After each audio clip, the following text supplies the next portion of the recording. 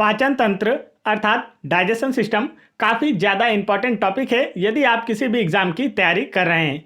तो फ्रेंड्स, वह सभी क्वेश्चन जो आपके एग्ज़ाम्स के लिए इंपॉर्टेंट है मैंने आप लोगों के लिए इस वीडियो में लिए हैं। तो चैनल पर पहली बार आए हैं तो चैनल को जरूर सब्सक्राइब कर लें। फर्स्ट क्वेश्चन देखते हैं मानव शरीर में पाचन तंत्र से रिलेटेड।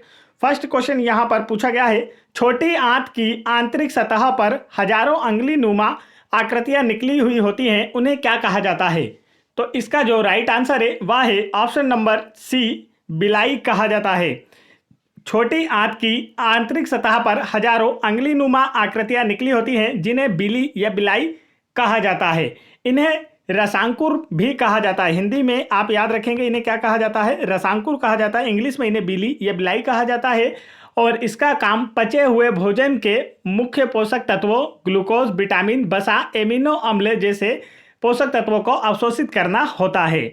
नेक्स्ट क्वेश्चन की ओर बढ़ते हैं। नेक्स्ट क्वेश्चन में पूछा गया है, शरीर में बिली कहाँ पाया जाता है या बिलाई कहाँ पाया जाता है? तो यह क्वेश्चन आरआरबी एनटीपीसी एग्जाम की फर्स्ट स्टेज में पूछा गया है। तो इसका जो राइट आंसर होगा वह है ऑप्शन नंबर 1, छोटी आंत में बिलाई या बिली पाया जाता है, जिसे हिंदी में हम रसांकुर भी कहते हैं या इसे दीर्घ रोम के नाम से भी जाना जाता है। तो यदि आप लोगों को हिंदी में नाम दे दिया जाए रसांकुर या फिर दीर्घ रोम दे दिया जाए तो आपको कंफ्यूज नहीं होना है और आसानी से बताना है यह हमारी छोटी आंत में पाया जाता है। नेक्स्ट क्वेश्चन की ओर बढ़ते हैं। नेक्स्ट क्वेश्चन यहाँ पर पूछा गया है, उस एंजाइम का नाम बताएं जिसका उपयोग प्रोटीन को पेप्टाइड में रूपांतरित करने के लिए किया जाता है। तो इसका जो राइट आंसर है वह है option number B, pepsin. Pepsin enzyme का उपयोग प्रोटीन को पेप्टाइड में रूपांतरित करने के लिए किया जाता है। आगे बढ़ते हैं नेक्स्ट क्वेश्चन की ओर। नेक्स्ट क्वेश्चन में यहाँ पूछा गया है, हमारी जीभा पर कौन सा अभिग्राही स्थित होता है? 4 ऑप्शन आपको दिए गए और पूछा गया है हमारी जीभा पर कौन सा अभिग्राही स्थित होता है। तो इसका जो राइट आंसर है वह है ऑप्शन नंबर सी, रस संवेदी। हमारी जीभा पर रस संवेदी जो अभिग्राही या रिसेप्टर स्थित होता है। जीभ जो है यह स्वाद अनुभव कराने का प्रमुख अंग है। हमारी जीभ पर रस संवेदी रिसेप्टर्स पाए जाते हैं। जीभ मूल रूप से 4 प्रकार के स्वाद के प्रति संवेदनशील होती है, नमकीन, खट्टा, कड़वा तथा मीठा। आगे बढ़ते हैं। नेक्स्ट क्वेश्चन में हमसे पूछा गया है, सामान्य परिस्थितियों में अम्ल की अभिक्रिया से पेट की अंदरूनी परत को बचाने का कार्य किसके द्वारा किया जाता है? तो इसका जो राइट आंसर है वह है ऑप्शन नंबर ए, बलगम के द्वारा। सामान्य परिस्थितियों में अम्ल की अभिक्रिया से पेट की अंदरूनी परत को बचाने के लिए बलगम के द्वारा कार्य किया जाता है। पेट की जो गैस्ट्रिक ग्रंथियां होती हैं इनके द्वारा HCl अम्ल, हाइड्रोक्लोरिक अम्ल स्रावित होता है। HCl भोजन में मौजूद रोगाणुओं को मारने में मदद करता है। यह पेट की भीतरी परत को जला देता है। पेट की भीतरी परत या दीवारों को एसिड से बचाने के लिए बलगम स्रावित होता है। चलिए आगे बढ़ते हैं नेक्स्ट क्वेश्चन की ओर। नेक्स्ट क्वेश्चन यहाँ पर पूछा गया था, निम्न में से किस पशु में छोटी आंत सबसे छोटी होती है? 4 ऑप्शन आपको दिए गए और पूछा गया है इनमें किसमें छोटी आंत सबसे छोटी होती है? तो इसका जो राइट आंसर है वह है ऑप्शन नंबर सी, शेर में। दिए गए ऑप्शंस गाय, बकरी, खरगोश और शेर में से सबसे छोटी आंत शेर में पाई जाती है, क्योंकि शेर जो है यह एक मांसाहारी जानवर है। मांसाहारियों में शाकाहारियों की अपेक्षा छोटी आंत होती है, क्योंकि जो शाकाहारी होते हैं इनमें सेलुलोज को पचाने के लिए लंबी छोटी आंत होती है। आगे बढ़ते हैं नेक्स्ट क्वेश्चन की ओर। नेक्स्ट क्वेश्चन यहाँ पर पूछा गया था, निम्न में से किस अंग की व्याधियों के निदान के लिए EEG इलेक्ट्रोएन्सेफेलोग्राम परीक्षण किया जाता है? तो इसका जो राइट आंसर है वह है ऑप्शन नंबर ए, मस्तिष्क। मस्तिष्क की व्याधियों के निदान के लिए EEG इलेक्ट्रोएन्सेफेलोग्राम परीक्षण का उपयोग किया जाता है। इसके द्वारा न्यूरॉन्स की इलेक्ट्रिकल गतिविधियों को रिकॉर्ड किया जाता है। नेक्स्ट क्वेश्चन की ओर बढ़ते हैं। नेक्स्ट क्वेश्चन यहाँ पर पूछा गया था, निम्न में से कौन सा अंग पित्त रस स्रावित करता है? तो इसका जो राइट आंसर है वह है ऑप्शन नंबर ए, यकृत। यकृत जो है यह पित्त रस अर्थात वाइल जूस का स्रावण करता है। यकृत अर्थात लीवर मानव शरीर की सबसे बड़ी ग्रंथि है। यकृत पित्त रस का निर्माण करता है और पित्ताशय में इसे अस्थायी रूप से रखता है। पित्त हरे पीले रंग का क्षारीय द्रव होता है। यह भोजन के अम्लीय माध्यम को क्षारीय बनाता है। नेक्स्ट क्वेश्चन की ओर बढ़ते हैं। नेक्स्ट क्वेश्चन यहाँ पर पूछा गया था, मानव में पित्त का स्त्राव कहाँ होता है? चार ऑप्शन आपको दिए गए हैं और पूछा गया है मानव में पित्त का स्त्राव कहाँ होता है? तो इसका जो राइट आंसर है वह है ऑप्शन नंबर डी, यकृत में।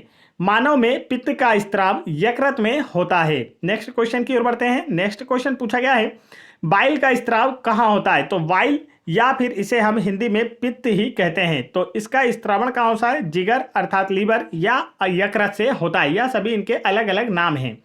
आगे बढ़ते हैं नेक्स्ट क्वेश्चन की ओर। नेक्स्ट क्वेश्चन यहाँ पर पूछा गया था मानव पाचन तंत्र में किससे पित्त रस का स्त्रावण होता है? तो राइट आंसर होगा ऑप्शन नंबर एक, यकृत से पित्त रस का स्त्रावण होता है। तो यह सारे के सारे question RRB group D exam और आरआरबी एनटीपीसी एग्जाम में प्रीवियस ईयर में पूछे गए हैं, जो कि आने वाली आपके किसी भी एग्जाम्स के लिए इंपॉर्टेंट है। इसलिए मैं यह सारे रिलेटेड इंपॉर्टेंट क्वेश्चन आप लोगों के लिए लेकर आया हूँ। और दोस्तों, प्रत्येक क्वेश्चन का आंसर आप लोगों को मुझसे पहले करना है और वीडियो को लास्ट तक जरूर देखना है। वीडियो के लास्ट में आप लोग मुझे बताएंगे कि आप लोगों के कितने आंसर सही गए हैं, आपने कितने क्वेश्चन सही लगाए हैं। नेक्स्ट क्वेश्चन में आप लोगों से पूछा गया है शरीर के किस भाग में पित्त रस अर्थात बाइल जूस का उत्पादन होता है? आंसर वही होगा ऑप्शन नंबर डी, यकृत अर्थात लीवर में। नेक्स्ट क्वेश्चन में पूछा गया था कौन सा पदार्थ पित्ताशय में संग्रहित और सांद्रित होता है? तो पित्ताशय में पित्त संग्रहित होता है। मैंने अभी आप लोगों को बताया था कि पित्त का निर्माण अर्थात बाइल जूस का निर्माण यकृत अर्थात लीवर में होता है और यह कहाँ जमा होता है? पित्ताशय में अस्थायी रूप से संग्रहित या सांद्रित होता है। नेक्स्ट क्वेश्चन की ओर बढ़ते हैं। नेक्स्ट क्वेश्चन पूछा गया था मानव शरीर में कौन सा अंग पित्त रस का उत्पादन करता है? तो इसका जो राइट आंसर है वह है ऑप्शन नंबर ए, यकृत अर्थात लीवर जो है यह मानव शरीर में पित्त रस का उत्पादन करता है। और पित्त रस जो है यह भोजन के अम्लीय माध्यम को क्षारीय माध्यम में बदलता है। नेक्स्ट क्वेश्चन में पूछा गया है पाचन के बाद प्रोटीन किस में परिवर्तित हो जाता है? तो इसका जो राइट आंसर है वह है ऑप्शन नंबर डी, अमीनो अम्ल में। पाचन के बाद प्रोटीन अमीनो अम्ल अर्थात एमिनो एसिड में परिवर्तित हो जाता है। प्रकृति में 20-22 प्रकार के एमिनो अम्ल पाए जाते हैं। नेक्स्ट क्वेश्चन की ओर बढ़ते हैं। नेक्स्ट क्वेश्चन पूछा गया है मानव इनमें से किसे नहीं पचा सकता है? चार ऑप्शन आपको दिए गए और पूछा गया इनमें से किसका पाचन मानव के द्वारा नहीं किया जा सकता है? तो इसका जो राइट आंसर होगा दोस्तों वह है option number A, cellulose. Cellulose का पाचन मनुष्य के द्वारा नहीं किया जा सकता है। सेल्यूलोज का पाचन रूमिनेंट के द्वारा किया जाता है। रूमिनेंट अर्थात जैसे कि गाय, भैंस या बैल जो जानवर होते हैं इन्हें रूमिनेंट जानवर कहा जाता है और यह सेल्यूलोज को पचा सकते हैं। मनुष्य सेल्यूलोज को पचा नहीं सकते हैं। सेल्यूलोज पेड़ पौधों की कोशिका सेल्यूलोज से पेड़ पौधों की कोशिका भित्ति का निर्माण होता है और सेल्यूलोज कहाँ पाए जाते हैं? तो पेड़ पौधों में पाए जाते हैं। इनका पाचन मानव द्वारा नहीं किया जा सकता। जंतु अर्थात जुगाली के द्वारा सेल्यूलोज का पाचन करते हैं। जुगाली या फिर इन्हें रूमिनेंट एनिमल कहा जाता है जो कि सेल्यूलोज का पाचन कर सकते हैं। नेक्स्ट क्वेश्चन की ओर बढ़ते हैं। नेक्स्ट क्वेश्चन में पूछा गया है इनमें से किसे पचाने के लिए शाकाहारियों को लंबी छोटी आंत की आवश्यकता होती है? तो इसका राइट आंसर है ऑप्शन नंबर बी, सेल्यूलोज को पचाने के लिए शाकाहारियों को लंबी छोटी आंत की आवश्यकता होती है। नेक्स्ट क्वेश्चन की ओर बढ़ते हैं। नेक्स्ट क्वेश्चन में पूछा गया था लैक्टोज असहिष्णुता क्या होती है? चार ऑप्शन आपको दिए गए हैं और पूछा गया है लैक्टोज असहिष्णुता क्या होती है? तो इसका जो राइट आंसर है वह है ऑप्शन नंबर डी, एक ऐसी स्थिति जिसमें छोटी आंतें दुग्ध उत्पादों में पाई जाने वाली शर्करा को तोड़ने में असमर्थ होती है। इसे लैक्टोज असहिष्णुता के नाम से जाना जाता है। नेक्स्ट क्वेश्चन की ओर बढ़ते हैं। नेक्स्ट क्वेश्चन में आप लोगों से पूछा गया है मनुष्य में भोजन के पाचन की प्रक्रिया कहाँ से शुरू होती है और कहाँ पर पूर्ण होती है? तो इसका जो राइट आंसर है वह है ऑप्शन नंबर बी, मुंह से शुरू होती है और छोटी आंत में पूर्ण होती है। मनुष्य में पाचन की जो प्रक्रिया होती है यह मुख से शुरू होकर छोटी आंत में पूर्ण रूप से संपन्न होती है। नेक्स्ट क्वेश्चन की ओर बढ़ते हैं। नेक्स्ट क्वेश्चन यहाँ पर पूछा गया था खुर वाले जानवरों के आमाशय का सबसे बड़ा हिस्सा कौन सा होता है? तो इसका जो राइट आंसर है वह है ऑप्शन नंबर ए, रुमेन। खुर वाले जानवरों के आमाशय का सबसे बड़ा हिस्सा रुमेन होता है। रुमेन आमाशय का पहला भाग होता है। इसे प्रथम पेट भी कहते हैं। रुमिनेंट या जुगाली करने वाले खुरधारी स्तन होते हैं जो जुगाली करके पुनः भोजन पचाते हैं। आगे बढ़ते हैं नेक्स्ट क्वेश्चन की ओर। नेक्स्ट क्वेश्चन यहाँ पर पूछा गया था निम्नलिखित में से कौन सा मानव की आहार नाल का हिस्सा नहीं है? तो इसका जो राइट आंसर वह है ऑप्शन नंबर सी, श्वास नली। आहार नाल के 5 भाग होते हैं। आहार नाल की लंबाई 8 से 10 मीटर होती है और इसके जो 5 प्रमुख भाग होते हैं वह मुख, ग्रसनी, ग्रासनली, आमाशय तथा आंत होते हैं। और यह जो श्वास नलिका है यह सांस लेने में सहायक होती है, जो गले को फेफड़े से जोड़ती है और वायु का आदान प्रदान करती है, अर्थात यह श्वसन तंत्र से संबंधित है। नेक्स्ट क्वेश्चन की ओर बढ़ते हैं। नेक्स्ट क्वेश्चन पूछा गया था, निम्नलिखित में से कौन सी ग्रंथि मानव शरीर में पाई जाने वाली सबसे बड़ी ग्रंथि है? तो इसका जो राइट आंसर है वह है ऑप्शन नंबर सी, यकृत जो है यह मानव शरीर की सबसे बड़ी ग्रंथि है। इसका भार 1.5 से 2 किलोग्राम के बीच होता है। यकृत पित्त रस का स्त्रावण करता है जो कि पित्ताशय में एकत्रित होता है। नेक्स्ट क्वेश्चन की ओर बढ़ते हैं। नेक्स्ट क्वेश्चन यहां पर पूछा गया था, मानव शरीर में निम्न में से किसका आकार सबसे बड़ा है? राइट आंसर होगा ऑप्शन नंबर बी, यकृत का आकार सबसे बड़ा है। यह क्वेश्चन आरआरबी जेईई एग्जाम में पूछा गया। नेक्स्ट क्वेश्चन में पूछा गया है, मानव शरीर का सबसे बड़ा आंतरिक अंग कौन सा है? तो आंसर होगा यकृत अर्थात लीवर। यह क्वेश्चन भी आरआरबी जेईई एग्जाम में पूछा गया।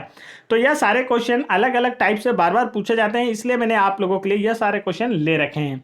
नेक्स्ट क्वेश्चन में पूछा गया है, हमारा पेट निम्नलिखित में से किस अम्ल का उत्पादन करता है जो पाचन क्रिया में सहायक होता है? तो इसका जो राइट आंसर है वह है ऑप्शन नंबर सी, हाइड्रोक्लोरिक अम्ल अर्थात HCl अम्ल।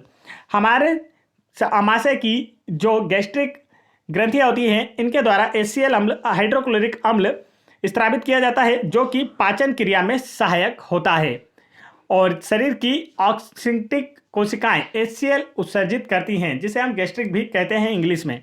नेक्स्ट क्वेश्चन की ओर बढ़ते हैं। नेक्स्ट क्वेश्चन यहाँ पर पूछा गया था, पाचन में मदद करने के लिए शरीर में कौन सा एसिड उपयोग किया जाता है? तो इसका जो राइट आंसर है वह है ऑप्शन नंबर 4, हाइड्रोक्लोरिक अम्ल का उपयोग किया जाता है और यह जो है हमारे भोजन के जीवाणुओं को नष्ट करता है। नेक्स्ट क्वेश्चन में पूछा गया है, निम्न में से कौन सा एक सही कथन नहीं है? 4 ऑप्शन आपको दिए गए और पूछा गया इनमें से कौन सा एक सही कथन नहीं है।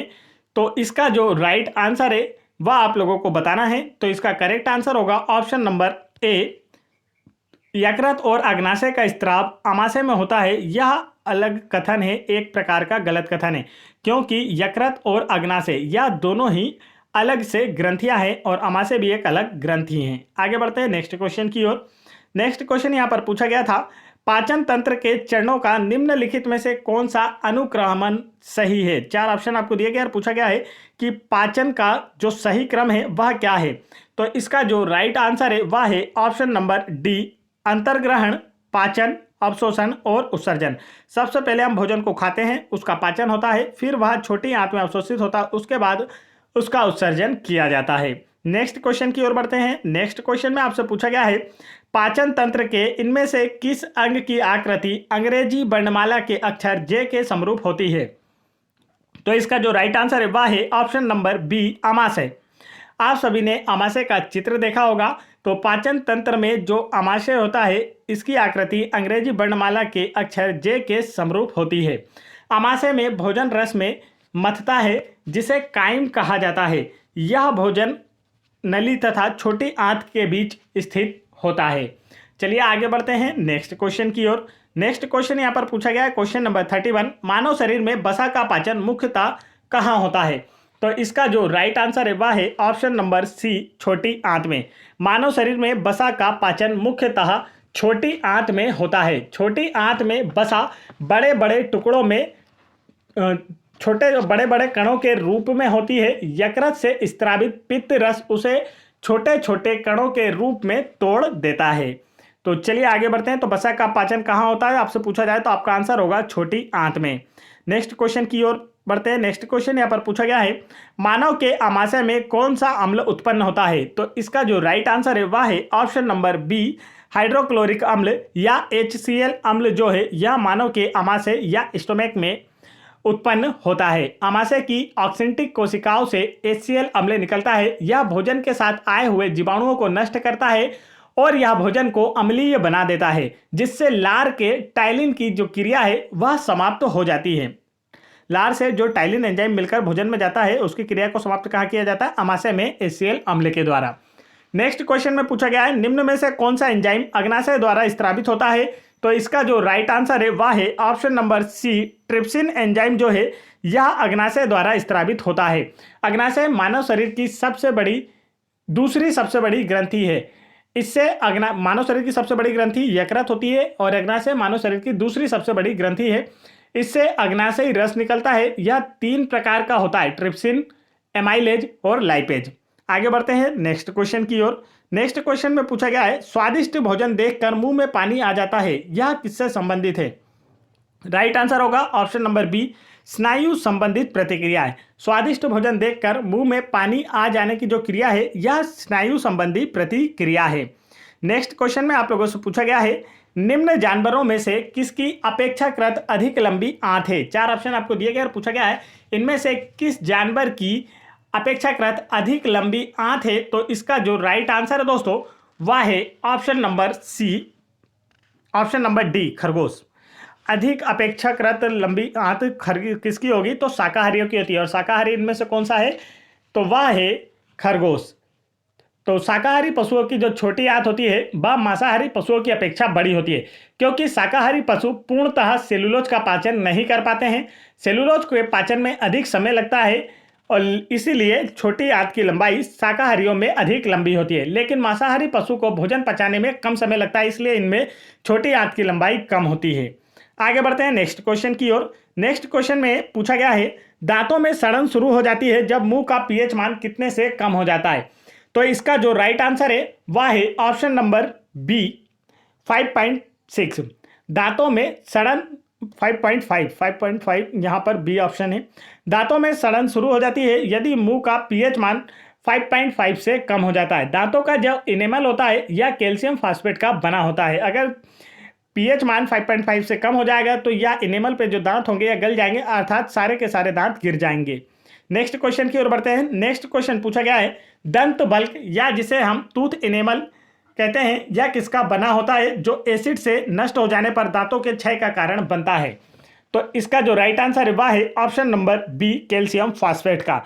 दंत बल्क या जिसे हम टूथ इनेमल कहते हैं, जो कि शरीर का सबसे कठोर भाग होता है, यह कैल्शियम फास्फेट का बना होता है।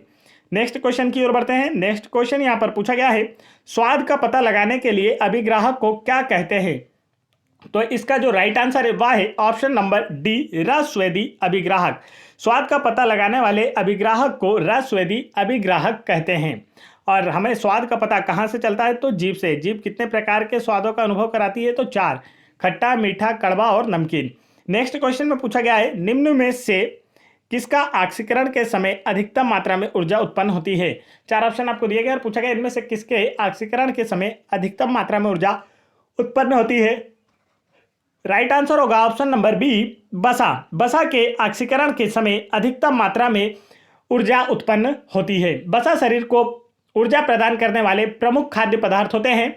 1 ग्राम बसा में 9.3 किलो कैलोरी ऊर्जा मुक्त होती है। सामान्यतः एक व्यक्ति को 20.3% ऊर्जा जो है यह बसा से ही प्राप्त होती है। मतलब उसको प्राप्त होने वाली, किसी मनुष्य को प्राप्त होने वाली कुल ऊर्जा का जो 20% भाग है वह किससे प्राप्त होता है? बसा से ही प्राप्त होता है। नेक्स्ट क्वेश्चन में पूछा गया है, कार्बोहाइड्रेट, प्रोटीन और बसा का पूर्ण पाचन कहाँ होता है? तो इसका जो राइट आंसर है दोस्तों वह है ऑप्शन नंबर सी, छोटी आंत में। कार्बोहाइड्रेट, प्रोटीन और बसा का पूर्ण पाचन छोटी आंत में होता है। या फिर आप लोगों से डायरेक्ट पूछ लिया जाए कि मानव शरीर में भोजन का पूर्ण पाचन कहाँ होता है, तब भी आपका आंसर होगा छोटी आंत में होता है। छोटी आंत की दीवारों पर पाचन ग्रंथियां होती है जिनसे आंतरीय रस निकलता है। इस आंतरीय रस में इरेप्सिन, माल्टोज, सुक्रोज, लैक्टोज, लाइपोज नामक पाचक एंजाइम होते हैं जो कार्बोहाइड्रेट, प्रोटीन एवं बसा का पाचन करते हैं। नेक्स्ट क्वेश्चन की ओर बढ़ते हैं। नेक्स्ट क्वेश्चन में पूछा गया है, एक जानवर द्वारा निस्सारित किया गया फेरोमोन क्या होता है? तो इसका जो राइट आंसर है वह है ऑप्शन नंबर ए, एक ही जाति के जानवरों के बर्ताव पर प्रभाव डालती है। एक जानवर द्वारा निस्सारित किया गया फेरोमोन एक ही जाति के जानवरों के बर्ताव पर प्रभाव डालती है। चलिए आगे बढ़ते हैं नेक्स्ट क्वेश्चन की ओर। नेक्स्ट क्वेश्चन में पूछा गया है, प्रोटीन की कमी से निम्न में से कौन सी बीमारी होती है? तो इसका जो राइट आंसर है वह है ऑप्शन नंबर ए, क्वाशीओरकर। प्रोटीन की कमी से क्वाशीओरकर रोग होता है। क्वाशीओरकर रोग प्रोटीन की कमी से उत्पन्न एक विकार है। यह मुख्यतः नवजात शिशुओं में होता है जिन्हें मां के दूध का पोषण प्राप्त नहीं होता है। नेक्स्ट क्वेश्चन की ओर बढ़ते हैं।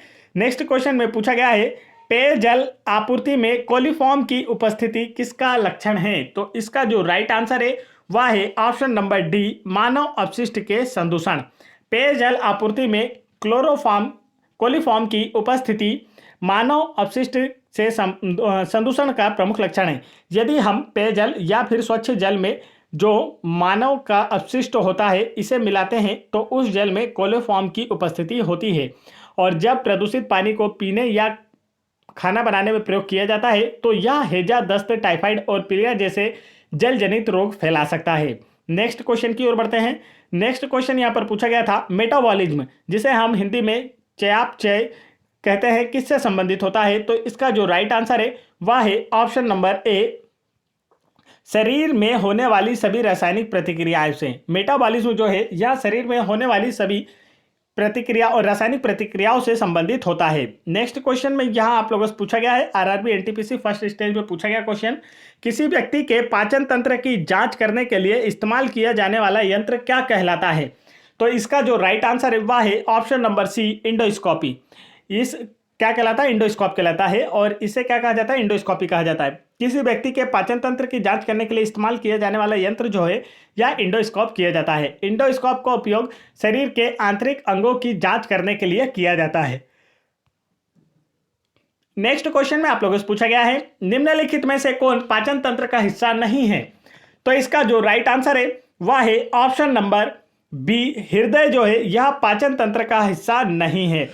पाचन तंत्र में भोजन का पाचन मुख से प्रारंभ होता है और इसमें यकृत, आमाशय, मुख, यह सभी अग्नाशय, यह सभी छोटी आंत, बड़ी आंत, यह सभी शामिल होते हैं, पाचन तंत्र का प्रमुख हिस्सा होते हैं। मुख, ग्रासनली, आमाशय, अग्नाशय, यकृत, छोटी आंत, बड़ी आंत, यह किसका हिस्सा होते हैं? पाचन तंत्र का हिस्सा होते हैं। लेकिन हृदय जो होता है यह रक्त परिसंचरण तंत्र का हिस्सा होता है। आगे बढ़ते हैं नेक्स्ट क्वेश्चन की ओर। नेक्स्ट क्वेश्चन में आप लोगों से पूछा गया है निम्नलिखित में से किसमें होमोडोंट दांत पाए जाते हैं? तो इसका जो राइट आंसर है वह है ऑप्शन नंबर ए, मछली में जो है यह होमोडोंट दांत पाए जाते हैं। और मनुष्य में यदि दांतों की संख्या की बात की जाए तो यह कितने होते हैं? 32, और इनमें सारे के सारे नाम अलग अलग होते हैं, यह आपको पता होना चाहिए। कृंतक की दांतों की संख्या कितनी होती है? तो एक जबड़े की अगर बात की जाए तो आगे के जो 4 दांत होते हैं उन्हें कृंतक। रत्नक कितने होते हैं? 2। तो इसी तरीके से आपको सारे दांतों के नाम भी याद होना चाहिए। यदि कृंतक दांतों की संख्या पूछी जाए तो वह 8 होती है, यदि रत्नक दांतों की संख्या पूछी जाए तो वह 4 होती है, अग्र चवंडक दांतों की संख्या पूछी जाए तो वह भी 8 होती है। इस तरीके से और पश्च जो चवंडक दांत हैं उनकी संख्या पूछी जाए तो इस तरीके से आपको सारे के सारे दांत याद होना चाहिए, जिनकी संख्या 12 होती है। तो इस तरीके से यहाँ पर पूरे 32 दांत होते हैं। देखिए 8 8 16 और यह 32। आगे बढ़ते हैं नेक्स्ट क्वेश्चन की ओर।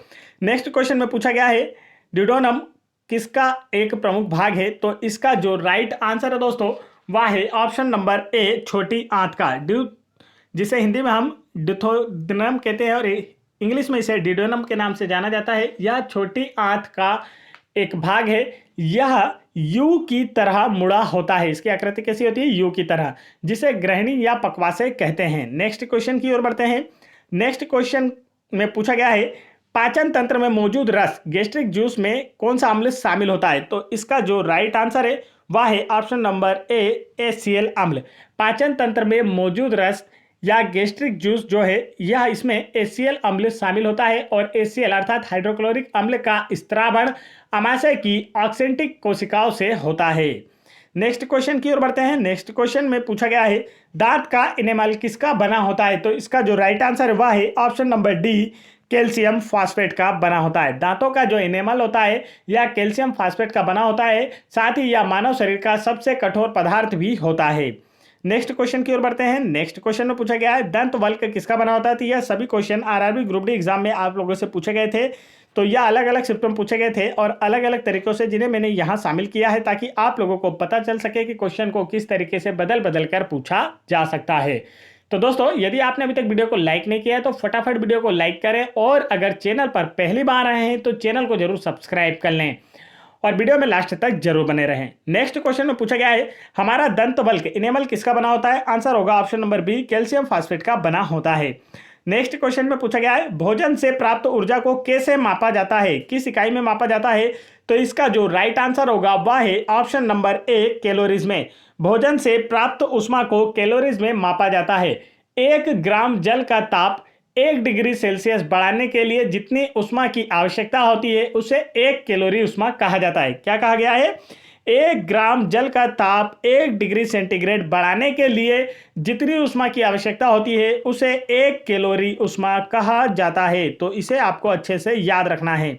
नेक्स्ट क्वेश्चन की ओर, और भोजन से प्राप्त ऊष्मा को कैलोरीज में ही मापा जाता है। नेक्स्ट क्वेश्चन में पूछा गया है मानव शरीर का एकमात्र अंग जो पुनः विकसित पुनः सृजित हो सकता है।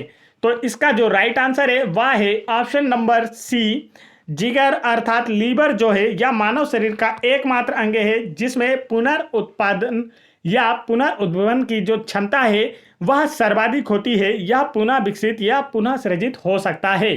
लीवर शरीर की सबसे बड़ी ग्रंथि है जिसका भार लगभग 1.5 केजी होता है। मानव शरीर में सर्वाधिक पुनरुत्पादन की क्षमता लीवर में ही होती है। इससे पित्त रस का स्त्रावण होता है जो कि पित्ताशय में जमा होता है। अब एक क्वेश्चन यहाँ आपसे पूछा जा सकता है कि मानव शरीर में सबसे कम पुनरुत्पादन की जो क्षमता है उत्पादन वह किस अंग की होती है। तो आपको याद रखना है मस्तिष्क में। ठीक है, यदि मस्तिष्क में आपको एक बार कोई चोट लग जाए तो उसके सही होने की संभावना बहुत कम होती है, बिल्कुल ना के बराबर होती है। नेक्स्ट क्वेश्चन की ओर बढ़ते हैं। नेक्स्ट क्वेश्चन पूछा गया था मानव शरीर में कंठ को क्या कहा जाता है। तो इसका जो राइट आंसर है वह है option number C voice box कहा जाता है। मानव शरीर में कंठ को वॉइस बॉक्स अर्थात बोलने वाला बॉक्स कहा जाता है। चलिए आगे बढ़ते हैं नेक्स्ट क्वेश्चन की ओर। तो इससे रिलेटेड एक चीज आप याद रख सकते हैं, यह गले में ट्रेकिया के ऊपर और भोजन नली के सामने स्थित होता है। वयस्कों में लगभग इसकी लंबाई 5 सेंटीमीटर होती है। नेक्स्ट क्वेश्चन की ओर बढ़ते हैं। नेक्स्ट क्वेश्चन यहाँ पर पूछा गया है एक मानव जीभ में औसतन कितनी स्वाद कलिकाएं होती हैं। तो इसका जो राइट आंसर है वह है ऑप्शन नंबर ए 2000 से 8000। एक मानव जीभ में औसतन 2000 से 8000 स्वाद कलिकाएं होती हैं। जीभ पर पाई जाने वाली स्वाद कलिकाएं भोजन का स्वाद बताती हैं। मनुष्यों में लगभग 2 से 8000 स्वाद कलिकाएं जीभ पर पाई जाती हैं। नेक्स्ट क्वेश्चन यहाँ पर पूछा गया था एक वयस्क मानव का पूरा पाचन तंत्र यानी मुंह से गुदा तक कितना लंबा होता है। तो इसका जो राइट आंसर है वह है ऑप्शन नंबर डी 9 मीटर। एक वयस्क मानव का पूरा पाचन तंत्र अर्थात मुंह से गुदा तक कुल 9 मीटर लंबा होता है, अर्थात लगभग 30 फीट। 9 मीटर का मतलब क्या होता है? लगभग 30 फीट लंबा होता है। मानव में भोजन का पूर्ण पाचन छोटी आंत में होता है और पाचन की शुरुआत मानव में कहां से हो जाती है? तो मुख से हो जाती है। नेक्स्ट क्वेश्चन में पूछा गया है भोजन अर्थात खाद्य पदार्थ के संबंध में इनमें से कौन सा कथन असत्य है। तो इसका जो राइट आंसर है वह है ऑप्शन नंबर ए यह एक अजैविक पदार्थ है, यह इसके कथन में असत्य है। भोजन लगभग सभी जीवों के लिए उपयोगी पदार्थ है। नेक्स्ट क्वेश्चन की ओर बढ़ते हैं। नेक्स्ट क्वेश्चन यहाँ पर पूछा गया है किस प्रक्रिया के द्वारा आहार नली में भोजन जाता है। तो इसका जो राइट आंसर है वह है ऑप्शन नंबर 1 अंतर्ग्रहण प्रक्रिया। जब आप भोजन को चबाकर निगलते हैं अर्थात उसका अंतर्ग्रहण करते हैं तो यह भोजन आहार नली में चला जाता है। तो भोजन का जो पाचन होता है उसका प्रारंभ कहाँ से होता है? मुख से होता है और पूर्ण कहाँ होगा? छोटी आंत में होता है। चलिए आगे बढ़ते हैं नेक्स्ट क्वेश्चन की ओर। नेक्स्ट क्वेश्चन में पूछा गया है भोजन नली की दीवारों के संकुचन और प्रसरण को कैसी गति कहा जाता है। तो इसका जो राइट आंसर है वह है ऑप्शन नंबर ए क्रमानुकुंचन गति कहा जाता है। भोजन नली में दीवारों के संकुचन और प्रसरण को क्रमानुकुंचन गति कहा जाता है। नेक्स्ट क्वेश्चन में यहाँ आप लोगों से पूछा गया है निम्न में से कौन मानव आहार नली का भाग नहीं है। तो इसका जो राइट आंसर है वह है ऑप्शन नंबर बी वायु कोशिका। वायु कोशिका जो है यह मानव आहार नली का भाग नहीं है। आगे बढ़ते हैं। तो इससे रिलेटेड कुछ जानकारी आप याद रख सकते हैं। मुख गुहिका, पित्ताशय, बड़ी आंत, यकृत, अग्नाशय मानव आहार नली के भाग हैं और जबकि वायु कोशिका जो है यह फेफड़ों में पाई जाती है। तो यह अगर इन तीनों की बात की जाती है किसके बाद भाग है? आहार नली के। लेकिन वायु कोशिका किसका भाग है? तो यह फेफड़ों में पाई जाती है और यह स्वतंत्र तंत्र का भाग है। श्वसन तंत्र का भाग है। वायु कोशिका जो है यह फेफड़ों पर पाई जाती है। जब सिराओं से अशुद्ध रक्त अर्थात कार्बन डाइऑक्साइड युक्त रक्त जब फेफड़ों में जाता है तो यहाँ पर ये जो वायु कोशिकाएं होती हैं उसे उस रक्त में ऑक्सीजन को मिला देती हैं और वह रक्त शुद्ध हो जाता है। फिर धमनियों के माध्यम से वह रक्त पूरे शरीर में पुनः चला जाता है। तो वायु कोशिकाएं जो है यह किस भाग है? श्वसन तंत्र का भाग है। नेक्स्ट क्वेश्चन की ओर बढ़ते हैं। नेक्स्ट क्वेश्चन में पूछा गया है लार में कौन सा एंजाइम पाया जाता है? तो इसका जो राइट आंसर है वह है ऑप्शन नंबर, तो यहां पूछा गया लार में कौन सा एंजाइम पाया जाता है। ठीक आंसर होगा option number C, amylase enzyme पाया जाता है। लार में मुख्यतः दो प्रकार के एंजाइम होते हैं। पहला होता है टाइलिन जिसे कि एमाइलेज कहा जाता है। तो टाइलिन का नाम ही एमाइलेज होता है, ये आप लोगों को याद रखना है। और दूसरा होता है लाइसोजाइम जो कि भोजन में उपस्थित हानिकारक जीवाणुओं को नष्ट कर देता है हमारे मुख में। और फिर जो बचे हुए जीवाणु होते हैं वह हमारे अमाशय में जाते हैं और अमाशय में HCl अम्ल के द्वारा उसे नष्ट कर दिया जाता है। अब यहाँ पर एमाइलेज अर्थात टाइलिन की बात की गई है।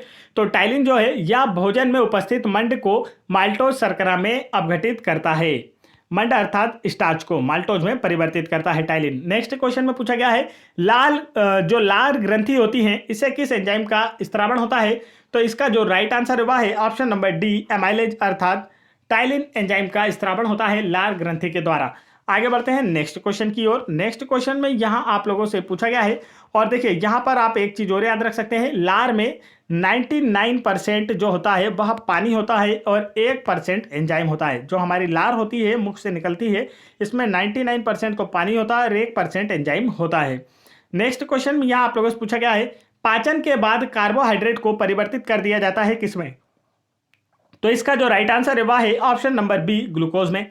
पाचन के बाद कार्बोहाइड्रेट को ग्लूकोज में परिवर्तित कर दिया जाता है और यह ग्लूकोज जो है यह ग्लाइकोजन के रूप में यकृत में संचित होता है और मानव शरीर में आवश्यकता पड़ने पर ग्लाइकोजन को यकृत के द्वारा पुनः ग्लूकोज में परिवर्तित कर दिया जाता है जो कि हमारे शरीर के लिए उपयोगी सिद्ध होता है आपातकालीन स्थिति में। नेक्स्ट क्वेश्चन यहाँ पर पूछा गया था पित्त के कार्य को क्या कहा जाता है? तो इसका जो राइट आंसर है वह है ऑप्शन नंबर ए, पायसीकरण। पित्त रस के कार्य को पायसीकरण कहा जाता है। पित्त का उत्पादन यकृत द्वारा किया जाता है। पित्त एक क्षारीय यौगिक है जो कि अमाशय से निकले हुए अम्लीय भोजन की प्रकृति को क्षारीय कर देता है। नेक्स्ट क्वेश्चन की ओर बढ़ते हैं। नेक्स्ट क्वेश्चन में पूछा गया है अग्नाशयी रस में मौजूद कौन सा एंजाइम प्रोटीन को एमिनो एसिड में परिवर्तित करता है? तो इसका जो राइट आंसर होगा वह है ऑप्शन नंबर ए, ट्रिप्सिन। अग्नाशयी रस में मौजूद ट्रिप्सिन एंजाइम जो है यह प्रोटीन को एमिनो एसिड में परिवर्तित कर देता है। चलिए आगे बढ़ते हैं नेक्स्ट क्वेश्चन की ओर। नेक्स्ट क्वेश्चन में पूछा गया है यह सारे के सारे question RRB group D exam 2018 में पूछे गए हैं, इसलिए आने वाली एग्जाम के लिए भी काफी इंपॉर्टेंट है, आपको सारे अच्छे से याद होना चाहिए। नेक्स्ट क्वेश्चन में पूछा गया है पाचन के दौरान पित्त की भूमिका क्या होती है? तो इसका जो राइट आंसर है दोस्तों वह है ऑप्शन नंबर बी, वसा का पायसीकरण करना। पाचन के दौरान जो पित्त होता है अर्थात बाइल जूस होता है जिसका निर्माण यकृत के द्वारा होता है, इसका प्रमुख कार्य वसा का पायसीकरण करना होता है और मानव शरीर को जो सर्वाधिक ऊर्जा है वह वसा के पूर्ण पाचन से ही प्राप्त होती है। चलिए आगे बढ़ते हैं नेक्स्ट क्वेश्चन की ओर। नेक्स्ट क्वेश्चन में यहाँ हम लोगों से पूछा गया है मनुष्य के पाचन तंत्र में उत्सर्जित अम्ल कौन सा होता है? तो इसका जो राइट आंसर है वह है ऑप्शन नंबर डी, हाइड्रोक्लोरिक अम्ल, जिसे हम HCl अम्ल के नाम से भी जानते हैं। HCl अम्ल का उत्पादन अमाशय की ऑक्सेंटिक कोशिकाओं के द्वारा होता है जो टाइलिन की क्रिया को रोकता है और भोजन को अम्लीय बनाता है।